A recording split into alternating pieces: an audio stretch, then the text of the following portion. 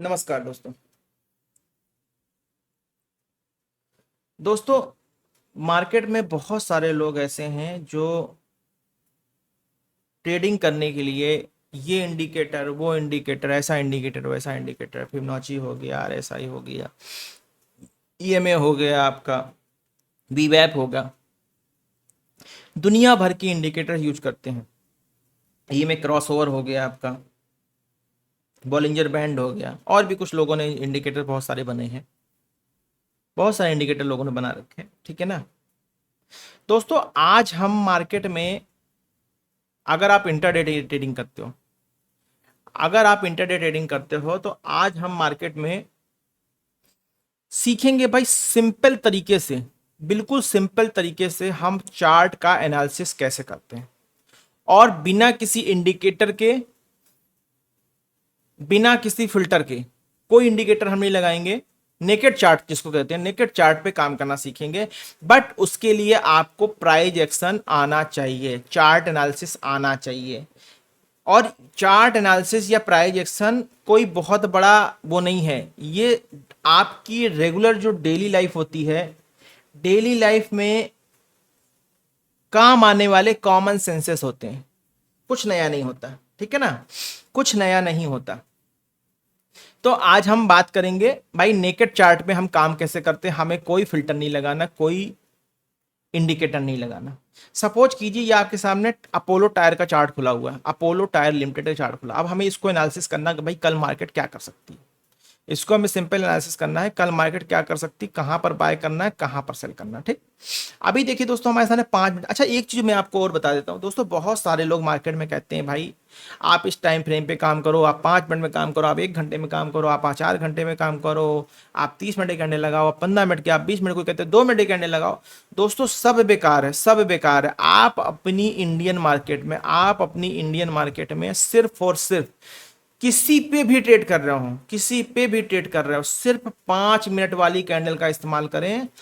बहुत ज्यादा दिमाग में कीड़ा काट रहा है कि नहीं यार ये तो गलत बात है, एक ही फिल्टर पे हम काम कैसे करें, तो आप बहुत है, तो आप 5-15 मिनट का भी एनालिसिस कर सकते हो। लेकिन ट्रेड आपको 5 मिनट पे ही एंट्री करनी हो, 5 मिनट में एग्जिट करनी, ना बड़ा टाइम फ्रेम ना छोटा टाइम फ्रेम। ठीक, चलिए सपोज कीजिए हम आ गए अपोलो टायर लिमिटेड पे, ठीक है ना। इसको हम सबसे पहले क्या करते हैं, 1 डे के टाइम फ्रेम पे लगाते हैं। अब अपोलो टायर लिमिटेड में हम क्या देख रहे हैं, देखिए दोस्तों, मुझे आपको याद होगा मैंने लास्ट टाइम आपको, क्या तारीख थी ये, हाँ, ये आपका लगभग 8 अगस्त को मैंने आपको इसका बाय भी दिया था, इन्वेस्टमेंट बाय। और 8 अगस्त से लेके अभी तक में टाटा मोटर्स के शेयर, सॉरी अपोलो टायर्स के शेयर 17.5% रैली कर चुके हैं, 17.5% रैली, ठीक है ना, 17.5% की रैली कर चुके हैं। ठीक, तब से अब तक में, ठीक है ना। तो दोस्तों ये होता, अच्छा आप 1 डे के टाइम फ्रेम में क्या देख रहे हो, देख पा रहे होगे, 1 डे के टाइम फ्रेम में आप क्या देख पा रहे हो कि भाई मार्केट ने क्या किया है, इस शेयर ने 560 से लेके 425 का लेवल पकड़ लिया है। और ये कब से, 560 से लेके 425 के लेवल की बात करें तो लगभग आपका ये क्या है, ये 23 सितंबर, हाँ सॉरी, इधर 360 से 560, मतलब 300 पॉइंट की रेंज में, अगर बड़ी रेंज और बड़ी रेंज पकड़ लें तो ये आपका घूम रहा है पिछले मई, 12 मई से, 12 मई के आसपास से ये 360 से 560 की रेंज में घूम रहा है, ठीक है ना। अब इस रेंज से हमें इतना तो पता चल गया कि भाई मार्केट की जो बॉटम रेंज है ये बन गई। ठीक, ये रेंज है, यहां पर मार्केट 2 बार सपोर्ट ले चुका है पिछले 2 साल में, 2 साल में 2 बार सपोर्ट ले चुका है। और इस जगह पे बात करी जाए, 1 2 3 4, तीन बार सपोर्ट ले चुका है। अगर इस जगह बात की तो 3 बार सपोर्ट ले चुका है, ठीक है ना। चलिए कोई बात नहीं, इतना तो पता चल गया भाई, 1 2 3, अगर इधर फिर सपोर्ट दिया इसका मतलब ये स्ट्रॉन्ग सपोर्ट है। इस बार प्रॉब्लम देखिए होता क्या, कोई भी सपोर्ट अगर पहली बार में नहीं टूटा, दूसरी बार में नहीं टूटा, तीसरी बार में 80 to 90% चांसेस होते हैं वो सपोर्ट या रेजिस्टेंस डैम श्योर टूट जाएगा। क्यों, क्योंकि वो सपोर्ट और रेजिस्टेंस कमजोर हो जाता है, लोगों का विश्वास उठने लगता है। इस वजह से वो सपोर्ट और रेजिस्टेंस कमजोर होकर ब्रेक हो जाता है। ठीक, चलो छोड़ देते हैं। हाँ, हम आ जाते हैं, बात कर लेते हैं भाई इस पे अब ट्रेड लॉन्ग कब बनानी है। भाई अगर इस जगह से प्राइस डेली टाइम फ्रेम पे गिरा हुआ है तो डेफिनेटली बात है भाई इधर से प्राइस फिर गिरेगा। क्यों गिर रहा है मैं आपको बता देता हूं। ये लीजिए, ये मैंने एक ट्रेंड लाइन लगाई, ये लगा। अब यहां पर आप देख रहे हो कि भाई 1 2 3 4 बार प्राइस यहां से गिर चुका। क्यों गिर रहा है भाई? भाई ये देखो 500 किसी भी प्राइस के लिए एक राउंड फिगर का लेवल लगता है। यहां पर तो इसका गिरना चलना उठना सब बनता है, क्योंकि सिर्फ 2 से 3 रुपए के बीच में ही आपका 500 का लेवल खड़ा हुआ है। ये अभी मैंने 199 पे लगाया हुआ है। अब इसको अगर दोस्तों ट्रेड करना है तो ट्रेड करने का सीधा सा लेवल होगा भाई, ये रहा 500 के ऊपर क्लोजिंग। मतलब ये जो प्राइस है इस प्राइस के ऊपर हमको क्लोजिंग चाहिए 502 503 के ऊपर। अगर इसके ऊपर क्लोजिंग आ जाती है, प्राइस सस्टेन कर जाता है, तो दोस्तों ये प्राइस फिर से आपका 560 और 580 के लिए दोबारा चल देगा। ठीक, अगर इसको गिरना होगा तो इसी 500 2 3 4 तक जाके भाई 500 के ऊपर ब्रेकआउट आएगा। ब्रेकआउट को प्रॉपर रिटेस्ट हो जाने दीजिए। रिटेस्ट होके अगर प्राइस डायरेक्ट जा रहा है तो छोटे सेल से ट्रेड कर लीजिए। अगर रिटेस्ट नहीं हो रहा है और रिटेस्ट हो रहा है तो बहुत अच्छी बात है। ठीक, तो अब अगर अपोलो टायर को हमें ट्रेड करना है तो हमें 500 के ऊपर करना है। यहां पर कोई भी पैसा इन्वेस्टमेंट के लिए नहीं डालना है, ना ट्रेडिंग के लिए डालना। इस जगह पे कोई भी पैसा ना इन्वेस्टमेंट के लिए डालना, ना ट्रेडिंग के लिए डालना, ध्यान दीजिएगा। ठीक, और अगर प्राइस हमको दोबारा एक बार 500 रिटेस्ट करने के बाद, 500 जाने के बाद रिटेस्ट करके कहीं प्राइस हमको यहां मिल जाता है, फिर से कुछ क्वांटिटी हम वहां 500 पे ऐड करें, कुछ क्वांटिटी हम यहां पे ऐड करें, ये सोने पे सुहागा हो जाएगा। ठीक है ना। अगर कुछ क्वांटिटी हम 500 के ऊपर अगर ब्रेकआउट मिल गया, वो सस्टेन कर गया, ठीक, तब हम 560 580 के टारगेट के लिए बाकायदा चल सकते हैं। ठीक है ना। यहां पर इन्वेस्टमेंट का अभी कोई जोन नहीं, क्योंकि आप देख रहे हो कि अच्छा एक चीज और बहुत बड़ी बात, जब भी प्राइस नीचे से ऊपर जाता है, देखिए जब भी प्राइस नीचे से ऊपर जाता है मोस्ट प्रोबेबिलिटी हो और ऊपर जाके सस्टेन करता है। भाई देखिए 2 सितंबर से लेके आज कितना 26 सितंबर हो गया, इतने दिन से प्राइस एक ही रेंज में घूम रहा है, 10 रुपए 20 रुपए 10 रुपए 20 रुपए 25 रुपए के बीच में घूम रहा है। इसका मतलब क्या? इसका मतलब साफ साफ है कि यहां पर एक्युमुलेशन हो रहा है, मतलब लोग स्टॉक्स को रख रहे हैं। मोस्ट प्रोबेबिलिटी है कि प्राइस ब्रेकआउट होकर ऊपर जाएगा, लेकिन यहीं पे स्ट्रॉन्ग सपोर्ट खड़ा है, तो हम प्रोबेबिलिटी और सपोर्ट स्ट्रॉन्ग रेजिस्टेंस खड़ा है, तो इसके बीच में हम सारा कंफ्यूजन दूर करके हम इसके ऊपर बैठ जाते हैं। और हमारा अगर इसके ऊपर ब्रेकआउट हो गया तो इन्वेस्टर्स के लिए ये सपोर्ट बन जाएगा भाई, इन्वेस्टर्स के लिए ये सपोर्ट बन जाएगा 470 रुपए का। मतलब 30 रुपए के एसएल के साथ आप आराम से बैठ के स्विंग ट्रेडिंग भी कर सकते हो, इन्वेस्टमेंट भी कर सकते हो। अगर आपको 60 रुपए चाहिए है तो 30 रुपए के एसएल के साथ आप बैठे रहो। अगर आपको बड़ा पैसा चाहिए है तो भाई फिर एसएल बढ़ा लेना, फिर ये एसएल लेके बैठना पड़ेगा, फिर आप 600 के लिए बैठे रहो। ठीक है ना। तो दोस्तों मार्केट में जिस हिसाब का रिस्क होता है उसी हिसाब का रिवार्ड होता है। ये तो बात हो गई इन्वेस्टमेंट के लिए। ठीक, अब इसको हटा देते। अब मान लो हमें इंट्राडे ट्रेड करना, हम भाई इंट्राडे ट्रेडर है, हमको नहीं पता कि कल प्राइस 10 दिन बाद क्या करें, 15 दिन बाद क्या करें। इंट्राडे ट्रेडिंग के लिए सबसे पहला काम करते हैं कि हम प्राइस का हाई मार्क कर लेते हैं और प्राइस का लो मार्क कर लेते हैं। ठीक, लो मतलब फिर वो टूट जाएगा, और फिर इसको 5 मिनट के टाइम फ्रेम पे ले आते हैं। अब हम इसको ले आए 5 मिनट के टाइम फ्रेम पे। अब दोस्तों यहां पर क्या है, यहां पर बहुत समझदारी वाली बात है।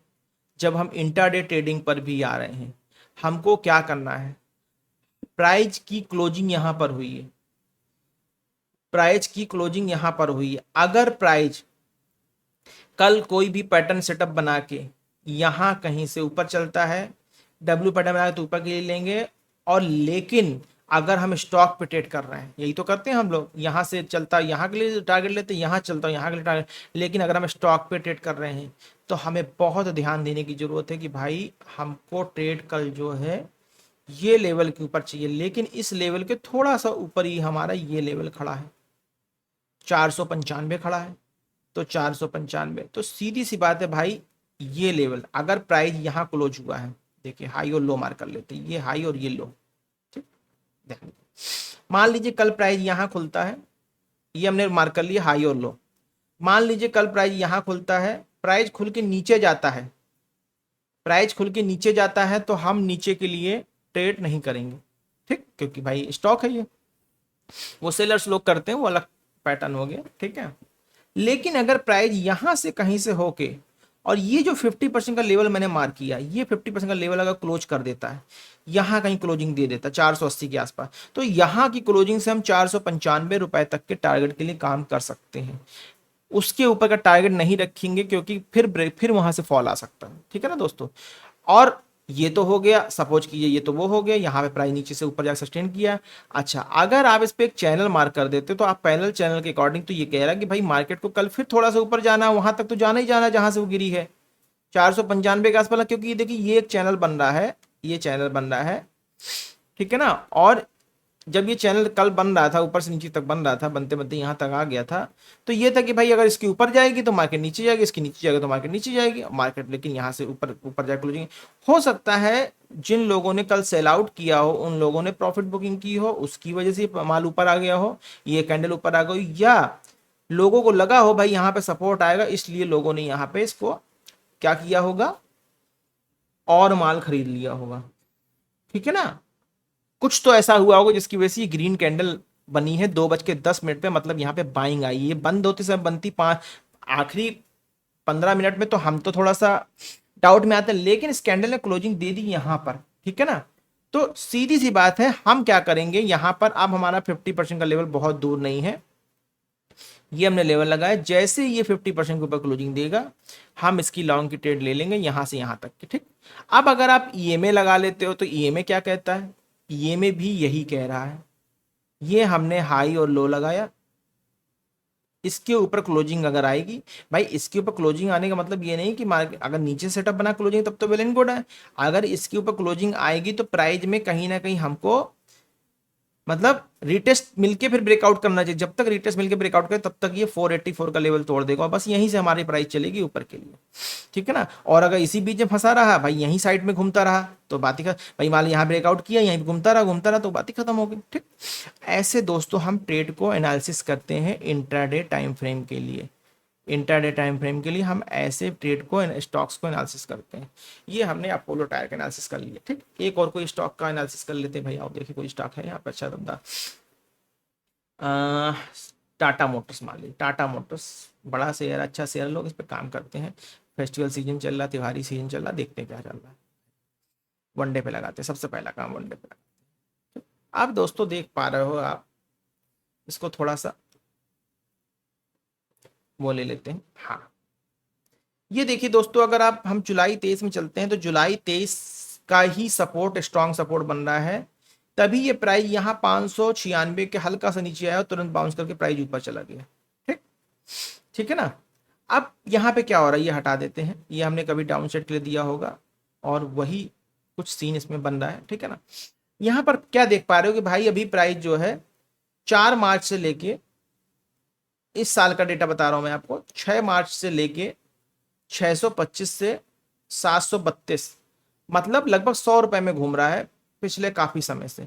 ये एनालिसिस तो भाई यहां पर हो गया कि भाई ये हो गया इसका जोन, ठीक है ना। अब यहां पर तो बड़ा कंफ्यूजन, भाई भाई स्ट्रॉन्ग शेयर है, स्ट्रॉन्ग कंपनी है, तो वो अलग चीज है, आप फंडामेंटल्स देख के आप कंपनी के इन्वेस्टमेंट करते हो, वो अलग चीज हो गई।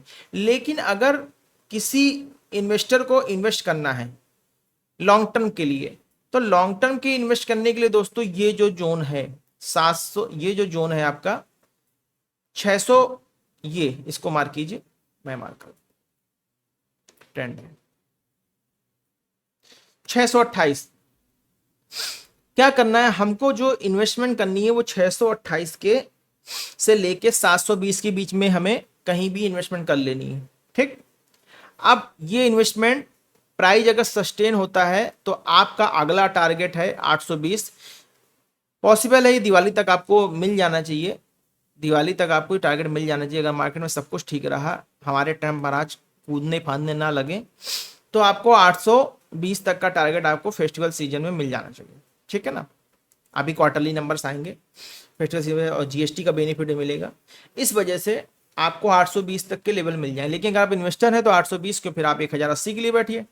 1080, देखिए सीधी सी बात दोस्तों, जब भी आप प्राइस में इन्वेस्टमेंट करते हो, ठीक है ना, अगर आप एक चीज ध्यान रखो, अगर आप प्राइस को 50% करेक्शन पे वेट ले रहे हो तो आपको टारगेट भी 50% रखना है। ठीक।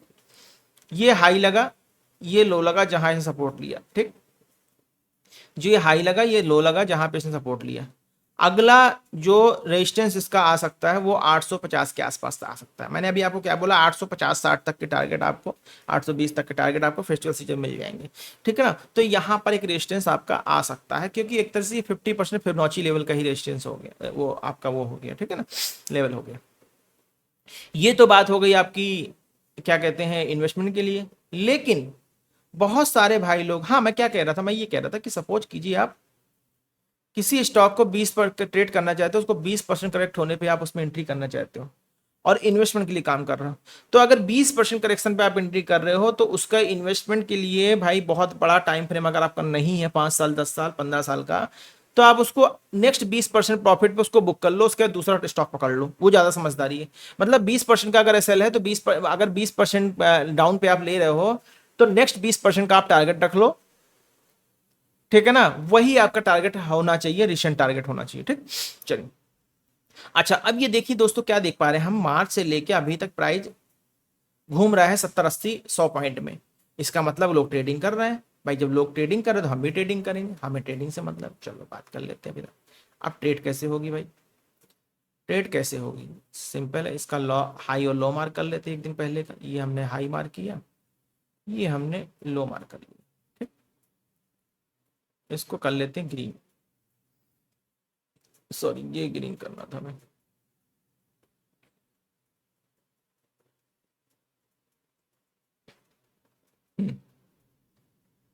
अब लगा लेते हैं इसको हम किसमें, 5 मिनट।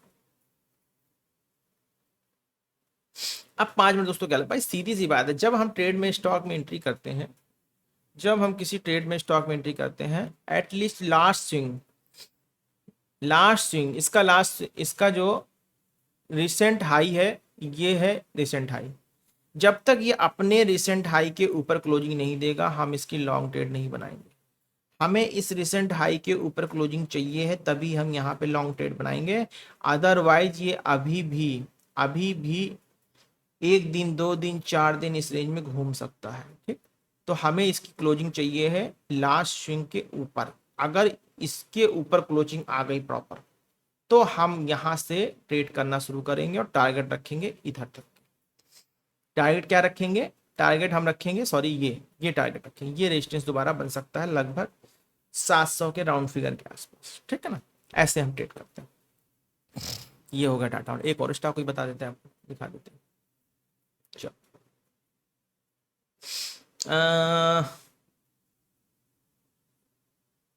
हिंदुस्तान क्या है ये है हिंडाल्को। विप्रो कर लेते हैं, चलो विप्रो कर लेते हैं।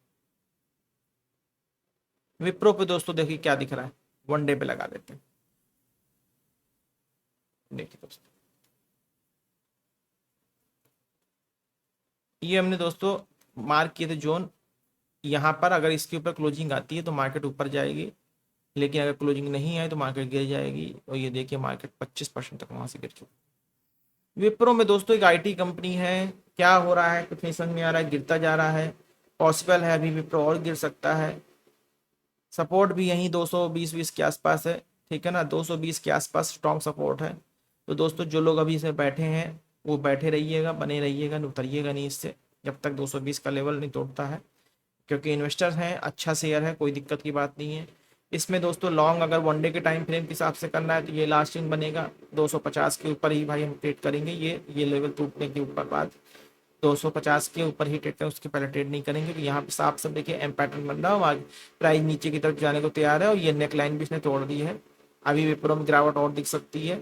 15 मिनट में अगर इसको लगा लेते हैं तो प्राइस क्या कह रहा है, 15 मिनट प्राइस लगा रहे तो भी मार्केट प्राइस गिरता हुआ आ रहा है, 5 मिनट लगा रहे हैं तो भी प्राइस गिरता हुआ आ रहा है। मतलब इसमें अभी कोई ट्रेडिंग नहीं बन रही है, साफ साफ बात, सीधी सी बात। अब ये इस समय 236 रुपए के आसपास चल रहा है, पॉसिबल ये 220 का लो लगा सकता है। जब तक ये 256 के ऊपर नहीं जाएगा तब तक इसमें हम लॉन्ग की ट्रेड नहीं बनाएंगे, ज़्यादा समझदारी है। ये हो गया विप्रो का लेवल। एक और कोई स्टॉक आपको दिखा देते हैं भाई, कोई भी ले लो। अभी हमने कौन सा लिया था जिसको हमने, ये हिंदुस्तान क्या है, हिंडाल्को, हाँ चलो हिंडाल्को ही बता देते हैं। वनडे लगा लो भाई, क्या कह रहा है वनडे पे स्टॉक। यहाँ पे दोस्तों देखिए हमने एक ट्रेंड लाइन बना के ब्रेकआउट दिया था। जब इस जगह पे ब्रेकआउट आया था हिंडाल्को, जब इस जगह पे ब्रेकआउट आया था हमने कहा था यहाँ से एक बड़ी बाइंग आएगी और टारगेट हमारी यहाँ तक के नेक्स्ट टारगेट बनते हो। ये टारगेट हमारा आ चुका है लगभग, देखा जाए जब हमने इसको दिया था 23 जून को, और 23 जून से लेके तब तक के देखिए दोस्तों इसने ये टारगेट हमारा, ये जो हमारा रिसेंट टारगेट था जो हमने बताया था, ये टारगेट इसने दे दिया था लगभग 7.5% का, ठीक है ना। उसके बाद फिर प्राइस नीचे आया रिटेस्ट करके, फिर ऊपर गया, फिर रिटेस्ट करके इसी जोन से फिर बाउंस कर गया, ठीक है ना। और भाई ये तो प्राइस चलते ही, अब आप इन्वेस्टमेंट के लिए वेट कर रहे हो तो ऐसा तो है नहीं यहाँ से आगे यहाँ गिर जाएगा तो आप घबरा जाओगे, क्योंकि अभी सपोर्ट तो हमारा ये था। और इन्वेस्टमेंट में कोई असल भी नहीं होता है। इन्वेस्टमेंट में आपको देखो या तो एंट्री होता है, या एग्जिट होता है, या टॉपअप होता है।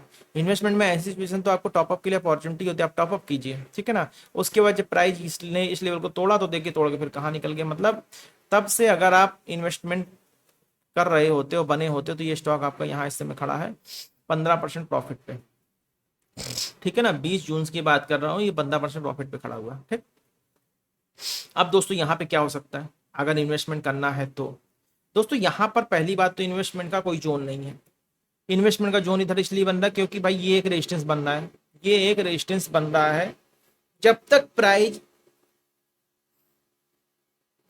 प्राइस इसके ऊपर करेंगे तो महंगा बाइंग करेंगे। सही जगह बाइंग की यही बनेगी आपकी, क्या लगभग 625 से लेके 650 के बीच में, 625-50 के बीच में आप भाई कहीं भी एंट्री कर लो, कोई दिक्कत नहीं है। बट ये जगह एंट्री करने के लिए थोड़ा सा अनरिलायबल है, क्योंकि प्राइस हो सकता है एक बार ब्रेकआउट यहां से जब तक नहीं देता, ये जो लेवल मैंने मार्क किया, जब तक इस लेवल के ऊपर ब्रेकआउट नहीं करता है, अगर ब्रेकआउट कर दी ये सेल के साथ आप काम कर सकते हो, ठीक है ना। टारगेट्स क्या मिल सकते हैं, टारगेट्स भाई खुला आसमान है, कुछ भी आ सकता है, ठीक है ना, कोई संकोच की जरूरत नहीं है। और प्राइस को अभी आप देख पा रहे हो डेली टाइम फ्रेम में राइजिंग चैनल में है। ये देखिए आपको दिखा देता हूँ, ये राइजिंग चैनल प्राइस है, मतलब ये चैनल जो बन रहा है ये राइजिंग है, ऊपर की तरफ चल रहा है, ठीक है ना। और ये पॉसिबल है ऊपर की तरफ ही जाएगा, ये देखिए ये पॉसिबल है ऊपर की तरफ ही अभी जाएगा, ठीक है ना। ये तो बात हो गई आपकी इन्वेस्टमेंट की। अब आ जाते हैं किस पे, ट्रेडिंग पे। इसको हटा देते हैं, ठीक। ट्रेडिंग के लिए दोस्तों क्या, ये एक पिन बार कैंडल बन रही है, नीचे से पुश कर रही है, नीचे से बाइंग आ रही है, इस जगह पे लग रहा है कि एक्युमुलेशन हो रहा है आधा ज़्यादा, ठीक है ना। लेकिन भाई यहाँ पर कौन बेच देगा नहीं पता, एक बार प्राइस इसके ऊपर जाने दीजिए। अगर यहाँ के लोग, यहाँ के वाले यहाँ ठहर गए तो फिर वो ठहर जाएंगे, ठीक। तो इसको क्या करते हैं, वनडे के टाइम फ्रेम में लगा लेते हैं, हॉरिजॉन्टल रे मार्क कर लेते हैं, ये लॉन्ग हो गया और ये आपकी शॉर्ट हो गई। 5 मिनट में लगा लेते हैं। अब तो भाई 5 मिनट में काम करना पड़ेगा हमें, जो भी होगा एसएल टारगेट, उसमें हमें एसएल भी तो देना पड़ता है। 5 मिनट के टाइम फ्रेम में हमें काम करना होगा। अब इसका जो भी होगा एसएल टारगेट, क्या करने जा रहे थे, 5 मिनट लगा लो। 5 मिनट लगाने के लिए भाई सिंपल तरीका लगा लिया हमने। अब प्राइस जब तक, अगर ये चैनल को ब्रेक करके प्राइस इसके ऊपर आ गया, इसके 742-44 पे है, अगर प्राइस कल इस प्राइस को तोड़ करके ऊपर निकलता है 750 के, तो हम इसमें एंट्री कर लेंगे, और 768 के टारगेट के लिए। ये तरीका होता है ट्रेड करने का। तो दोस्तों मैं आपको और भी स्टॉक्स का एनालिसिस कराता और भी चीज़ों का, लेकिन अब वीडियो बहुत बड़ा हो जाएगा। फिर मिलते हैं। ये मुझे आपको बेसिकली बताना था कि नेकेड चार्ट पे काम कैसे करते हैं। इसी पे देखिए हिंडाल्को पे मैं आपको दिखा देता हूँ, ये मैं दिखा देता हूँ। ये देखिए, अगर प्राइस इसके ऊपर निकला, अगर प्राइस इसके ऊपर निकला, अगर ये ब्लैक लाइन इसको काट के ऊपर जाती है तो प्राइस फिर ऊपर जाएगा। लेकिन ये रिसेंट जो जहाँ से गिरा है, ये जो रिसेंट गिरा है, इसको क्लोज हो जाने दीजिएगा। ठीक है दोस्तों, चलिए दोस्तों फिर मिलते हैं अगले एपिसोड में कुछ नए टॉपिक के साथ। तब तक के लिए नमस्कार।